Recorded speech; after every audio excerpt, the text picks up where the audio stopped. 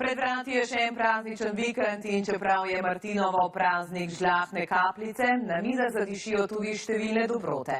Ena izmed njih je prav gotovo potica in prizna pri nas poznamo kar 80 vrst potice. 28 sladkih in 12 slanih jih je v svoji knjigi opisal etnolog Janez Bogataj, ki potico peče tudi sam. Narodno-zabavna glasba, rdeči nagelj, pa kranjska klobasa in seveda potica.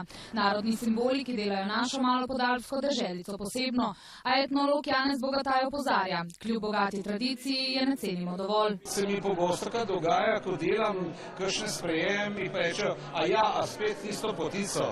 To se pravi, bomo morali to psihiatrično stanje, ki vlada na Slovenskem, malo bi rekel umiriti in se zavedati, da je to ena od naših res temeljnih razpoznavnosti. V Sloveniji imamo tako na hitro rečeno čez 80 vrst različnih potic. Katero imate pa vi najraje? Najraje imam seveda tisto, ki je za določen letni čas najbolj primerna.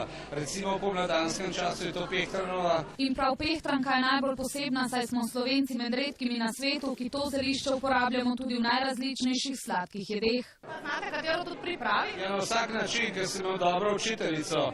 To je bila moja stara teta, ki je živela z nami. Ona je bila človek 19. stoletja in moja mama, ki je bila odlična kuharica. Se je prvič lotiš, potem pa naslednjič in naslednjič, ne bliže prideš do svojega idealnega recepta, najbolj nujna sestavina je pa ljubezen.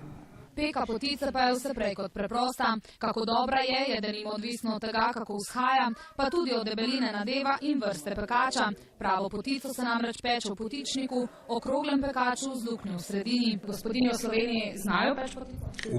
Mislim, da ne.